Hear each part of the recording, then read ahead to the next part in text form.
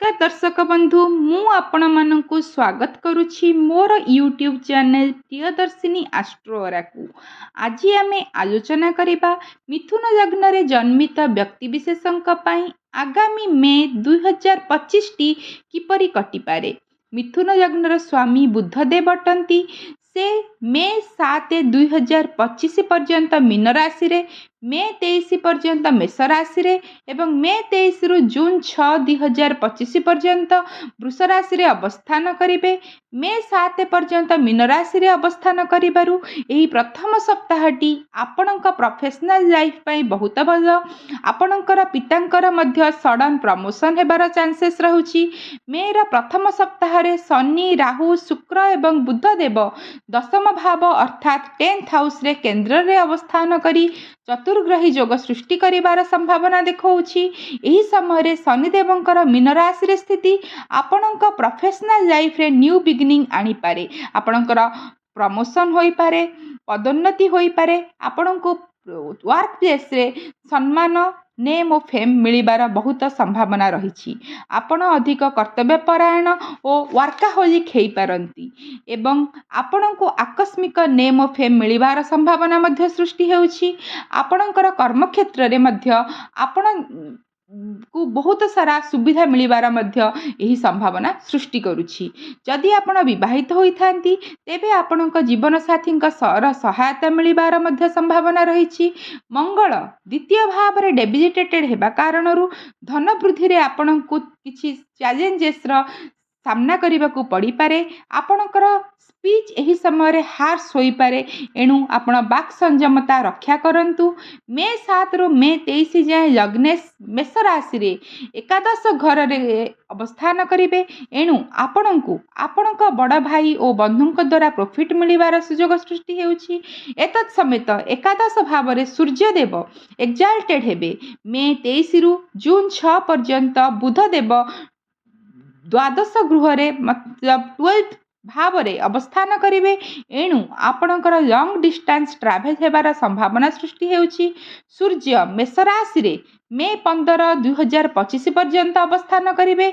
एहा परे वृष राशि रे अवस्थान करिवे। मे 15 रु मे 30 पर्यंत दूर यात्रा तथा विदेश यात्रार संभावना रही। मंगल एप्रिल 3 रु जून 7 जाए कर्कट राशि रे रहिबे। तांकर चतुर्थ दृष्टि पंचम भाव रे निक्षेप हेबो। एही समय रे आपणकर संतान करेजियस हेबा तथा अर्थात डेयरिंग हेबार मध्य बहुत संभावना सृष्टि हेउछि।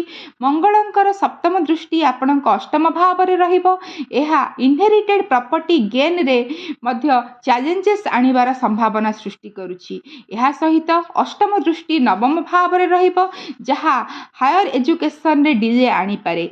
आपणक सप्तम भावर स्वामी मंगल डेबिलिटेटेड हेबा कारणरू जीवन साथी सह मतभेद होई पारे। आपणक नवम और दशम स्थान स्वामी शनिदेव एकादश भाव रे थिबारु आपणक कार्यक्षेत्र रे आपणको बड़ भाई किंबा बंधुंकर सहयोग मे मासरे मिलिबार संभावना सृष्टि हेउछि। बृहस्पति देवंकर नवम दृष्टि भाग्यस्थान रे थिबारु एही समय रे आपणकर पिता मध्य अधिक स्पिरिचुअल होई पारंती।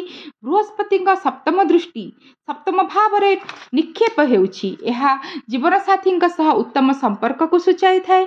शुक्रदेव चतुर्थ भाव रे दृष्टि निक्षेप करुथिबारु आपण जदि बहुदिन गृह निर्माण वाहन क्रयर प्लानिंग करिथांती तेबे ही इच्छा पूर्ण हेबार यथेष्ट संभावना रही।